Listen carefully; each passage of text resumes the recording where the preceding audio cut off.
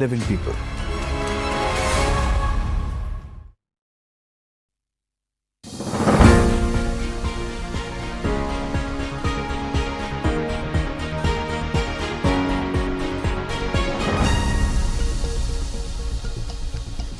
Welcome back. You're watching Global Lens on News 9 Live with me, Neha Khanna, and we're discussing the visit of the Maldivian Foreign Minister to India. Let's go across to our guest. Joining me on Global Lens tonight is Manoj Joshi, Distinguished Fellow at the Observer Research Foundation, Ambassador Suresh K. Goel, former Indian diplomat, and completing the panel tonight on Global Lens is Patikrit Payan, Foreign Affairs Analyst. A warm welcome to all my guests. Thank you so much for joining me. Manoj Joshi, if I could begin with you. A number of significant statements have been made by the Maldivian Foreign Minister after his talks with Dr. Jaishankar. Dr. Jaishankar, in fact, reiterated how close and proximate neighbors and development of ties between them is based on mutual interests and reciprocal sensitivity. We know that ties between India and the Maldives have been on a downward spiral ever since Muizu was elected as president of that country in November last year. His openly anti-India stance and pro-China leanings. The question on everyone's mind is, for all that Musa Zamir may now say in New Delhi about how significant his country believes this bilateral relationship is, can this visit truly instill enough confidence in India that the Maldives continues to be a reliable and trustworthy partner? Or do you believe that the fissures that seem to have been created by both Muizu and China are way too deep at the moment? Well, I think we need to look at this, step back a bit, be a bit more restrained in our commentary. The fact of the matter is that Maldives is India locked, meaning geographically the closest country to Maldives is India, and by a distant second is Sri Lanka. So like it or not, and Maldives of course is a very small country, India is a very large country. Yes, Maldives occupies a strategic position, but so does India. So what I'm trying to get at is that I think that a lot of the statements that Muizu made were driven by his electoral considerations. He wanted to be elected. He needed a slogan for the election. So the slogan for the election was India Out campaign. Now, it is a fact that in Maldives, India is not too popular because of our close we are being closer to Israel on this Israel-Hamas thing. So therefore, Muizu has to triangulate his campaign in such a way that he had to sound anti-Indian, but he also is very keenly aware, and you have yourself outlined his statements on India's strategic importance. He is himself aware that you simply cannot wish away India. So yes, he has signaled, he has visited Turkey first, then he went to China, he signed an agreement with China. Of course, we cannot forget that 68% of Maldives' external debt is to China, you see. And so all these factors are there, but also I think he's also aware that India is there and India is not going away anywhere. And I think the Indian side has been very mature in not going overboard on the kind of various statements that have come out. I'm saying it's not the Indians who suspended those those ministers, meaning it's the Maldivian government, which reacted to those ministers on the Maldives tourism issue. So what I'm trying to say is that India has taken a very restrained stand, and I suspect India will continue to take a relaxed stand because it is aware of the political geography that favors India, which is dominant. Okay, but Mr. Joshi, let me ask you a follow-up question. And I'm playing the devil's advocate here. You're saying that, maybe we should not read too much into some of the anti-India statements that Muizu has made, because that was essentially an election campaign. He wanted to make a point during that election, which he did, winning on the back, as some would say, of the India Out campaign. But fact of the matter is that even since his election, isn't it true that a series of statements and measures taken by the Maldives under him seem to very clearly indicate that he prefers stronger ties with China than with India? Not just choosing to visit China and Turkey before he's even managed to come to New Delhi, but also saying in Beijing that China used to be our #1 market for tourism. We want China to, restore that position for itself. Then, taking a jibe at India and saying no matter how big a country may be, that does not mean that they can bully us. Then, the whole unsavory saga involving, the expulsion of India's military personnel who were operating 3 military platforms there in that country. So all these measures, in a sense, seem to indicate that there is this inherent, shall we say, if not animosity towards India, but definitely some degree of bitterness, with the man using every opportunity available to him to emphasize that he wants to reduce the Maldives, or rather India's influence in the Maldives. Oh, there's no doubt about that. I mean, there's no doubt about Muizu's views and perspectives. All I'm trying to say is that there's a limit to which he can go. There are other measures which you have not mentioned. For example, shortly after raising it, the Maldivians refused to renew a hydrographic survey MOU that we had signed in 2019. Then in December, Maldives refused to attend the Colombo Security Conclave Summit held in Port Louis in Mauritius. And so there are a number of measures through which they are trying to signal that they want to keep a certain distance from India.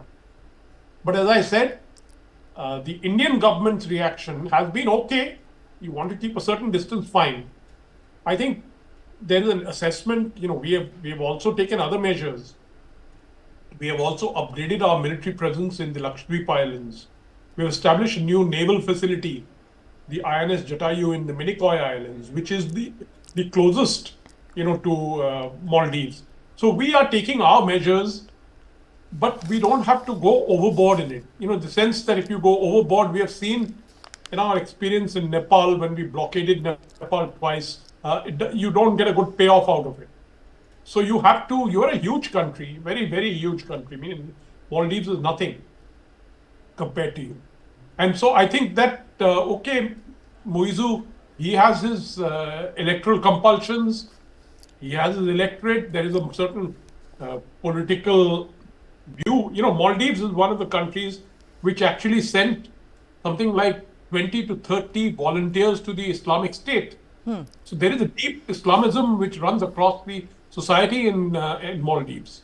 So right. We have to take into account all these factors when we look at the Maldives. Okay, certainly this is a complex relationship, and while Maldives may be a small country, it's not insignificant for India, given India's growing interest in the Indian Ocean region and China's expansionism. We're going to look at that in just a moment after this quick break.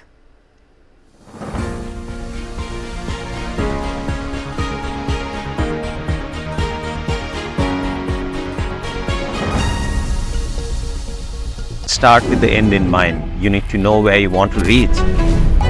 Every morning that we wake up, we are exercising our choice. The destiny is decided. The results are known that I'm going to win. Life of a goalkeeper is something which has always intrigued me. When you come into a stadium, this is the highest level of pressure. When I set out to do something, I decide in my mind that failure is not an option. What you feel very strongly about, those are the stories to tell. I have a mind which is absolutely restless. Mind and body are entangled sensations. That brings me back to golf. It's an amazing game. This is not a perfect game. You only learn from them. If you have a formula to a success, then you can replicate it. I feel this is my first step. I'm starting now. Winner is first born in the mind. I think, therefore I am. We are all about our mind.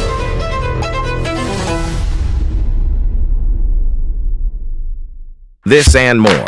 Streaming on News 9 Plus. Subscribe and get free vouchers.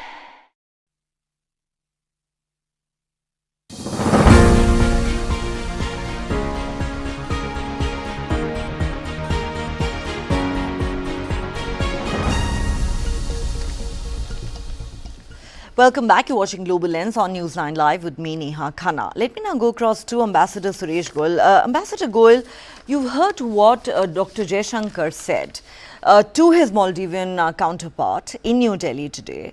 And the Foreign Minister of Maldives has also made a series of statements.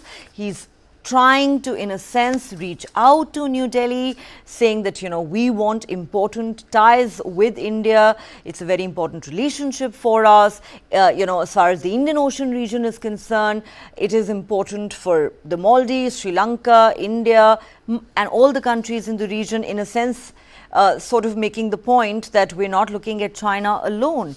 And then also sounding somewhat apologetic about those very objectionable and racist remarks that had been made by about Prime Minister Narendra Modi by a former Maldivian minister, and also saying, please come back to the Maldives as tourists, issuing an appeal to Indian tourists to come back.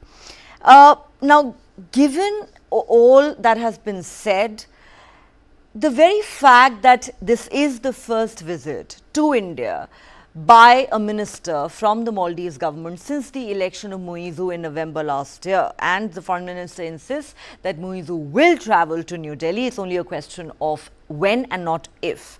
How significant do you believe this visit really is? Because let's face it, there is a massive trust deficit between the two sides currently. Thank you very much, Neha. Two or three things here. In fact, I think Dr. Manoj Joshi has already given a very good start to this discussion by underlining the fact that India is too big, and that the fact is that if we have a stake in Maldives secure the strategic balancing and the relationship, so does Maldives have a stake in India. Anyway, going beyond that, one or 2 points bulleted.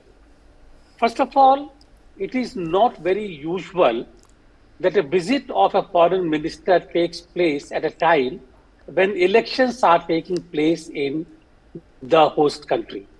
You please pick up the records of the visits.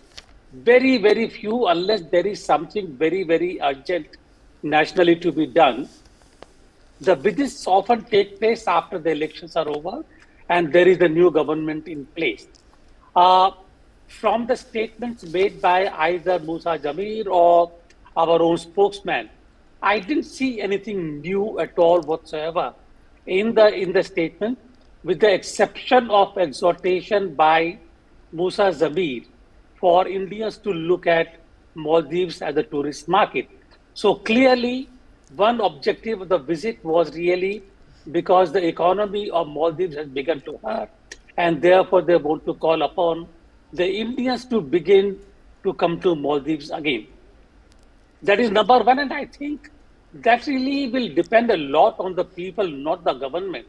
The government's attitude, of course, really is important, but I don't think that you can persuade people to go to a country as a tourist destination unless they find it really useful or financially beneficial from that point of view. They may not. If Chinese want to go there, by all means. That is number one. Number two, I think the important point really here is, what are we looking for in this relationship with Maldives? We are living in a very, and here I'm going to take a very geostrategic point of view, not just Maldives, but the whole region. Manoj mentioned about Colombo Security Conclave. It's a very, very important platform because the security of the Indian Ocean, where Maldives, Mauritius, Sri Lanka have an equal stake, is an important platform. Maldives chose to stay out of it but become part of the Chinese conclave, Chinese discussions, on the other hand, clearly indicating their priorities. So come to the geo-balancing. We live in a neighborhood where India and China are competing with each other for their own influences, strategic and political, diplomatic, along the region, across the region, whether it is Sri Lanka, Bangladesh, Myanmar, you name it, or Maldives. Now, in that process, it is natural that a country like Maldives will want to balance or hedge its bet, and therefore China comes in. I don't think Muizzo's action is related only to the Islamic factor, but clearly Muizzo has a great deal of support back at home. We need to really see in that case whether Muizzo's pro-China policies are a temporary matter or they're a matter more of a more durable policy framework of Mauritius. My sense is that it is a more durable policy framework as far as Muizzo is concerned, and therefore we will have to continue to look at greater contestation, greater resistance from Maldives. But we need to understand that it is not just opposite India, it is not just challenging India, but it is a way for Maldives to convey a message that we do feel that kind of fear is a very strong word. That we do feel that we are constrained by India and therefore we are creating other options for us. Last point that I want to make in this connection, even though Maldives is doing this, we cannot leave the field open for China. Yes. And that's a very, very important factor.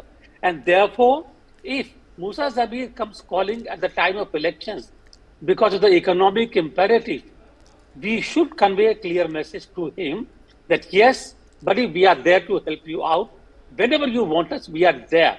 Okay. But then you have to tell us. And then we actually make markers that you will not do that to hurt our interest. But it has to be a balanced kind of a strategy where we take care of Maldives' interest, assure them that we are there, and not sound or not act like a big brother or imposing on. Okay, Yes. it's though I find it ironical that Muizzo is worried about quote unquote Indian majoritarianism when he is all too happy to walk into the arms of China, which is today considered widely to be the biggest bully in the world. I need to take a quick break here on Global Lens. We'll continue this conversation on the other side.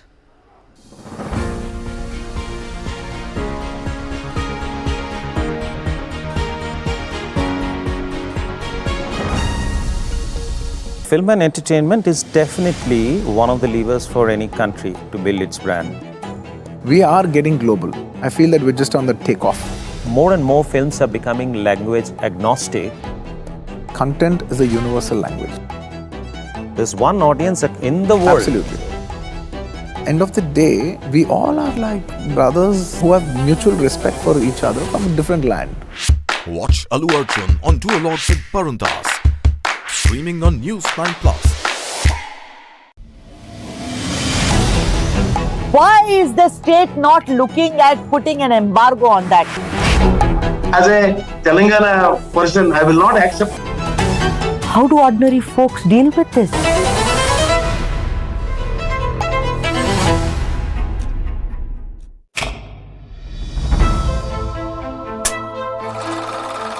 India produces between 1,500 and 2,000 films every year, the highest for any country.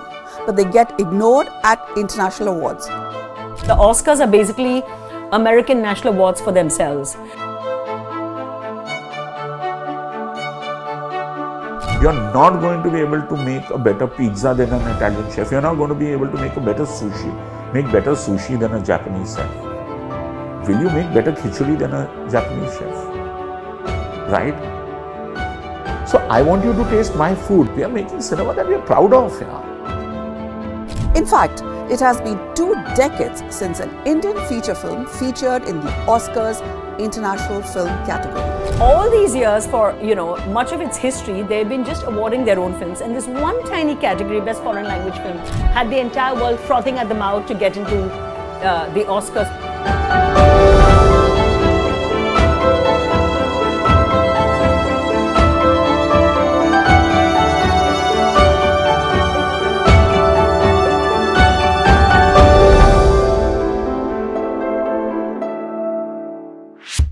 This and more. Streaming on News 9 Plus. News is now content. Subscribe and get free vouchers. For the very first time in our investigation, we unmasked the killer of Ravindra Matre. In 5G, we have to stand with the world, and in 6G, we have to lead the world. Winning a Grammy was an absolutely surreal experience.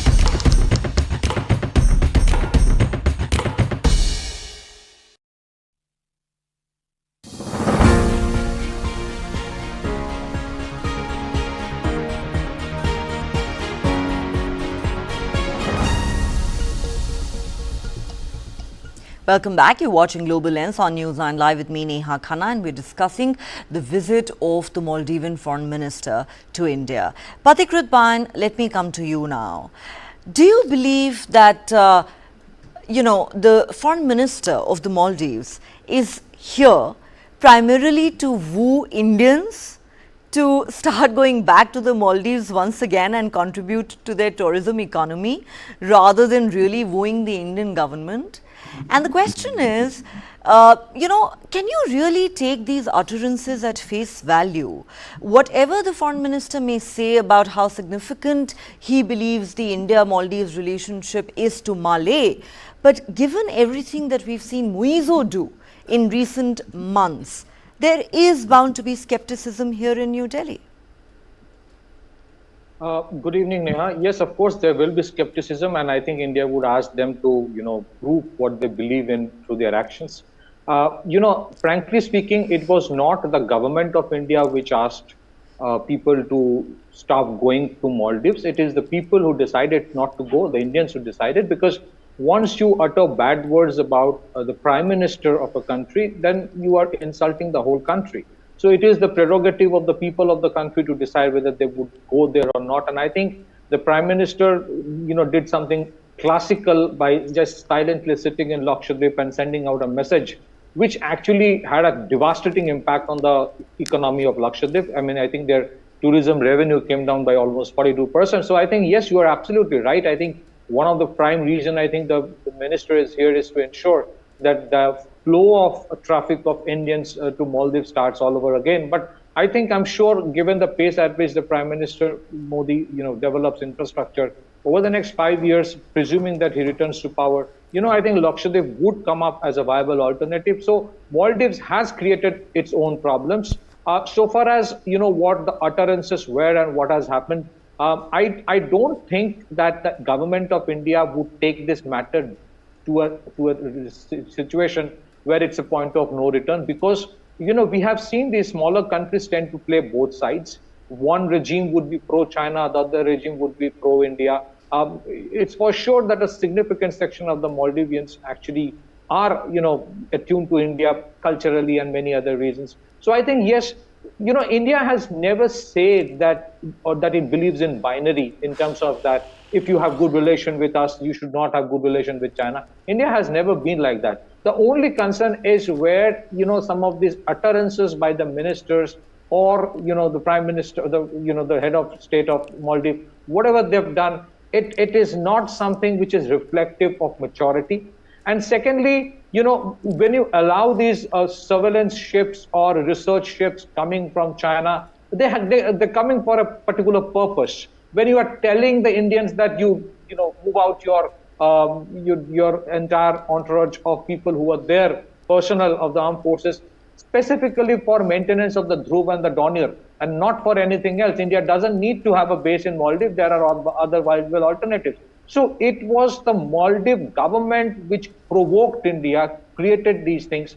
I am not saying the government of India will, do something drastic, but I think a message has been sent. What pinches Maldives is this: it's all too nice for the president to win election by bad mouthing India. But once you have to take up medicine which costs from India $2, the same medicine in the international market costs you $100, then it really pinches you. So it is their entire debt is almost around 115% of their GDP.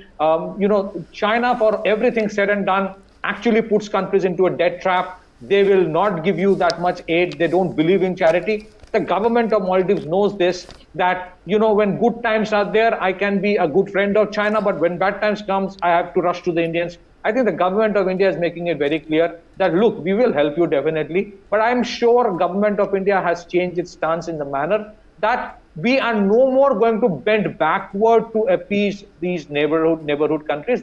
They are our neighbors, we have cultural connects, everything said and done. But if they expect us to do good things to them, we will do, which of course we will do. But at least at certain times they have to take, concerns of theirs as well, concerns of ours as well into their account, which on many occasions they don't do, and eventually they pay the price. So I think, over a period of time, Muizu is not the end of the story. There are other, political parties who may be in power tomorrow. So I think the government of India worked maturely, did not come out with any open statement against Maldives. Whatever communication, I'm sure it has happened closed door, and the message has been sent. But, invariably, you don't want to push that country to a situation where they don't come back at all, and you don't want to destroy them, frankly. But I think a messaging was important, and the messaging has been sent. Eventually, Neha, my last statement, you see how the Sri Lankans eventually realized that it is better to balance both sides than to actually put all the eggs in the Chinese basket.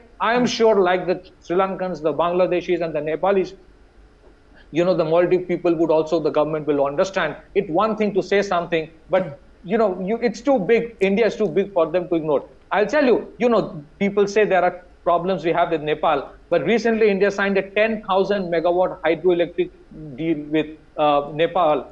The condition is all those hydroelectric power plants will have to be operated by Indian organizations and not the Chinese. So we have done it in a subtle manner. We have not gone overboard with vitriolic statements, but subtle messaging, closed door communication. I think that's the best way out. We are not in a war of words, and I think certainly it doesn't suit. Diplomacy doesn't work like that.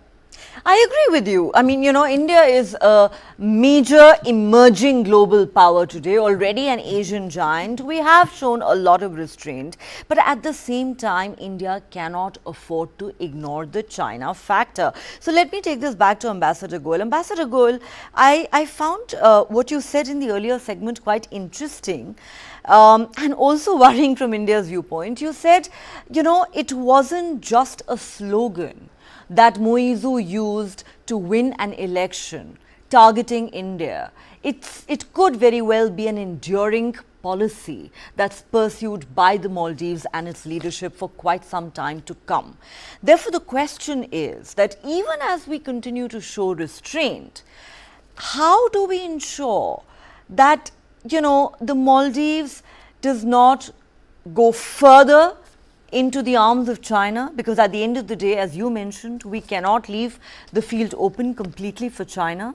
This is not just a top tourist destination that we're talking about. Today, the Maldives is geopolitically extremely significant, which is why the Chinese have gone out of their way to woo Mali the way that they have, even perhaps setting some sort of a debt trap for that country, as they've done for many other smaller countries in the neighborhood.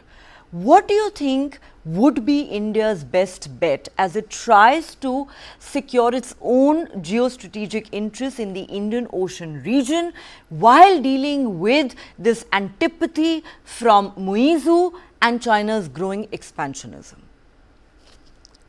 It's a very delicate task.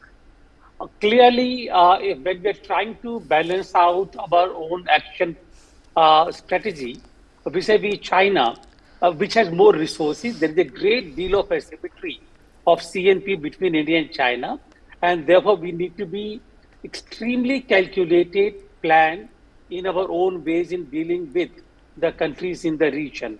SAGAR, I think, is a good initiative. If we can work on SAGAR with all the countries in the region, including Maldives, that would be simply great.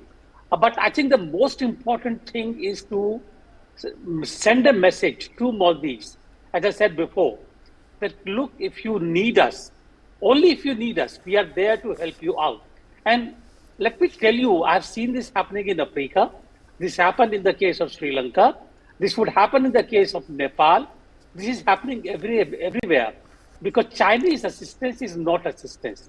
It is debt trap, as Parikrit mentioned. And as soon as these countries realize that they are falling into a debt trap from which it will be difficult for them to get out, they begin to look for options. And I'm quite certain, as the time goes along, without us saying anything, Maldives will realize that they may have to begin selling 1 or 2 islands to China. And I think that will be the time when they will realize the need to have other options. We should be ready to grab that opportunity and tell them we are here to help you out, rather than acting churlish and say that no, because you were with China, so why should we help you out? I don't think that would be the way to go. We should be there to help out when there is a need and when they come to us, and they will surely come to us.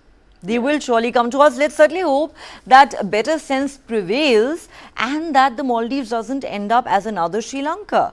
I mean, you know, if anything, that should have been a wake-up call for many countries in the region that do seem to have fallen into the Chinese debt trap. I'm completely out of time. So on that note, I would like to thank Manoj Joshi, Ambassador Suresh Goel and Patikrit Pain for joining me on Global Lens tonight.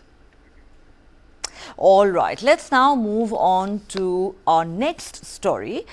Israeli officials have slammed the United States and descended into a bout of infighting over US President Joe Biden's remarks that he would halt some shipments of American weapons to Israel if a full-scale ground operation is launched into the southern Gaza city of Rafah. After Biden made these remarks in a television interview, Israel's ambassador to the United Nations said he believed the decision can encourage the enemies of the state of Israel and the Israeli nation. Israeli Prime Minister Benjamin Netanyahu reacted to the announcement by posting a short clip of a speech he had delivered a few days earlier, in which he'd said, "If Israel is forced to stand alone, Israel will stand alone." Biden's confirmation that the US would halt some arms shipments in the event that Netanyahu ordered a major invasion of Rafah marks a stunning turning point in the 7-month war in which Biden has had to balance his support for Israel with pressure from within his own party to pull back over civilian casualties in Gaza. The comment by Biden is being seen as a major setback for Israel's war. The United States is by far Israel's most important and most powerful ally, and without its support, Israel's firepower and ambitions in Gaza would be significantly weakened. The Biden administration has for months been putting pressure on Israel to do more to protect civilians in Gaza and to ensure more humanitarian aid can be delivered there. The US has also repeatedly called on Netanyahu and his government to reconsider its plans for a full-scale invasion of Rafah, the southernmost city of Gaza, where more than 1 million people are sheltering after fleeing from fighting elsewhere in the Gaza Strip.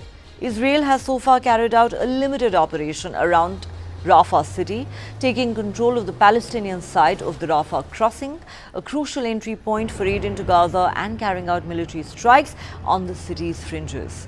Despite mounting international pressure, the Biden administration has stood firmly with Israel, delivering weapons and other forms of support. Biden's latest comments have sparked significant anger amongst some Israeli politicians. US President Joe Biden publicly vowed for the first time on Wednesday to stop giving Israel weapons if its forces make a full-scale invasion of Rafah, a city packed with refugees fleeing the war elsewhere in Gaza. In an interview with CNN, Biden said, quote, "I made it clear that if they go into Rafah, I'm not supplying the weapons." He acknowledged in the interview that American bombs provided to Israel have killed civilians in the 7-month-old offensive in Gaza, which came in response to Hamas's attack on October the 7th. The comments are the president's strongest public language to date and underscore a growing rift between the US and its closest Middle Eastern ally.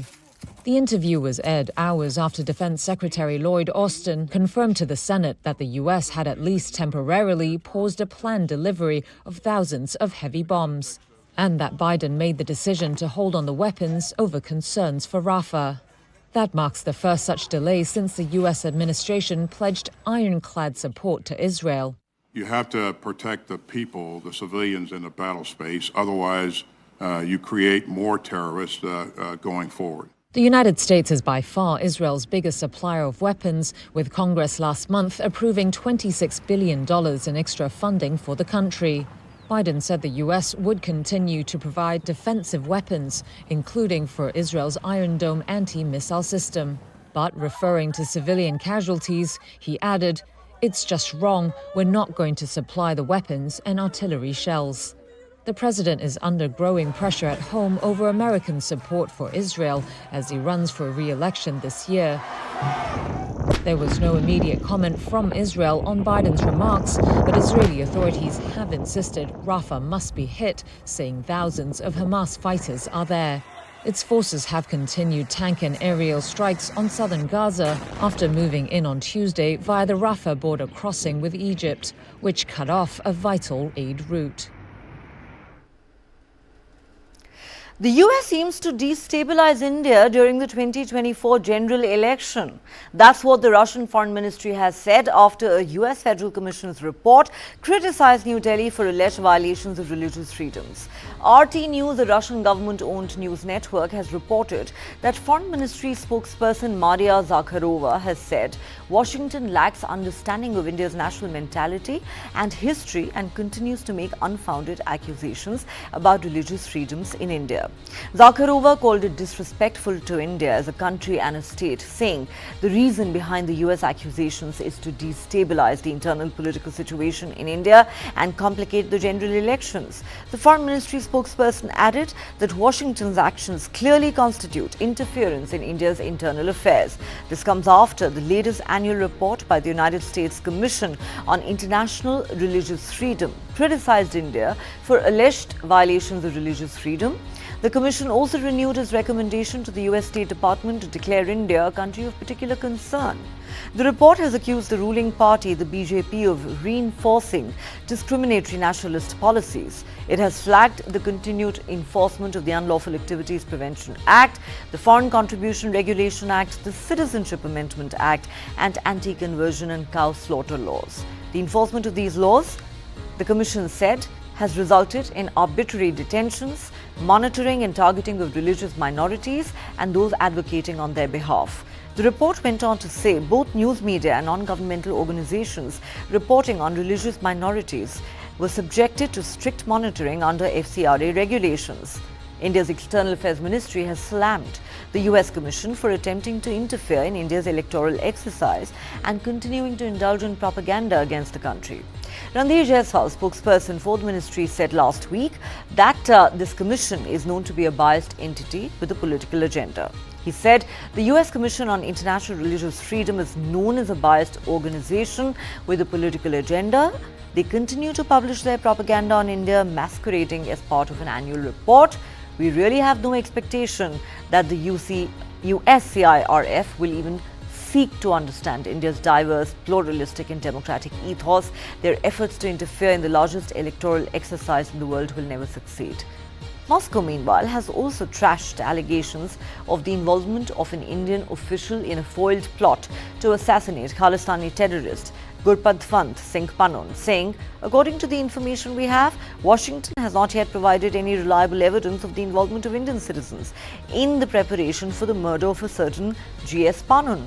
Speculation on this topic in the absence of evidence is unacceptable. Your question regarding interference, we had made some statements on reports emanating from the United States. We have made our position very clear, whether it is United States Commission on International Religious Freedom or any other report that came out which made certain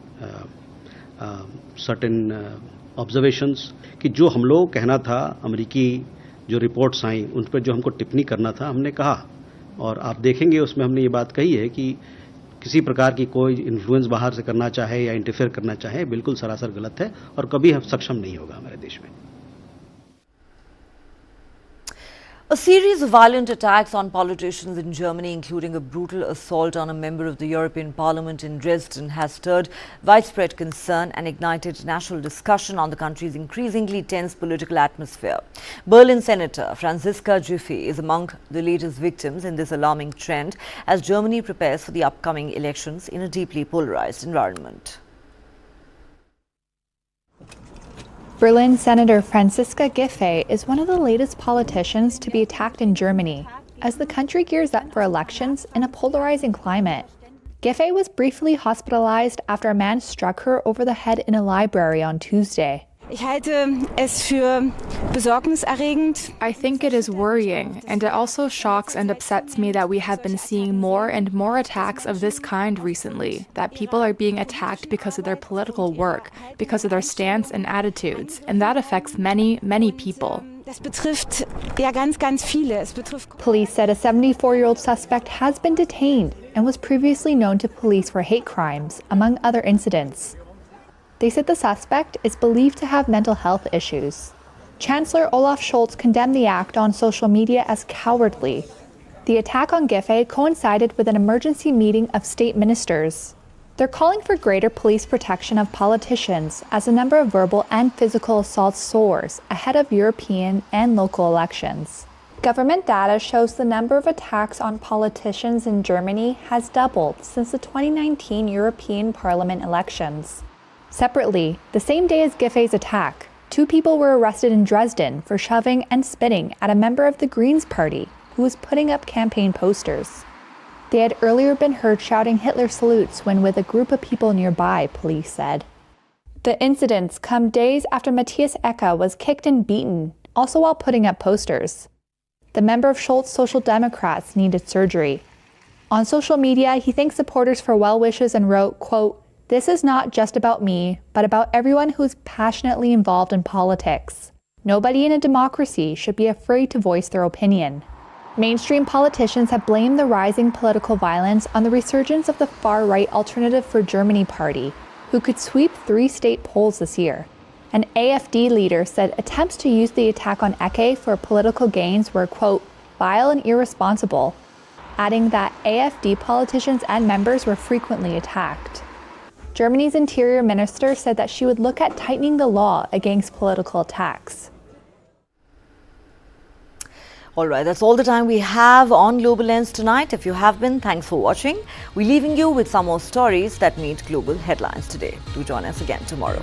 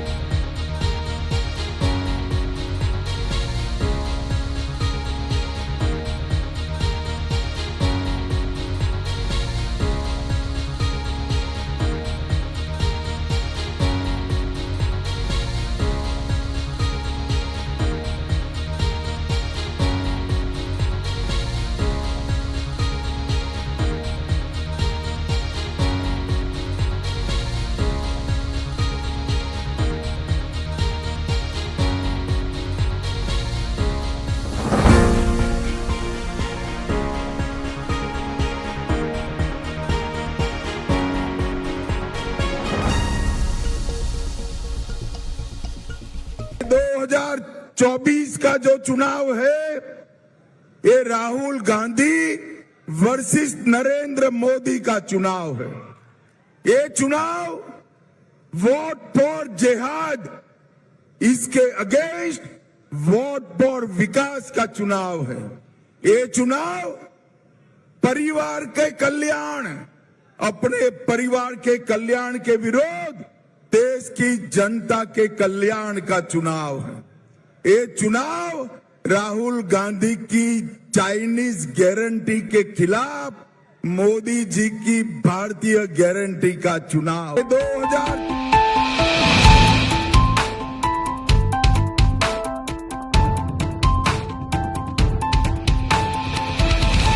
I try and convert almost everything in a kind of a mathematical formula.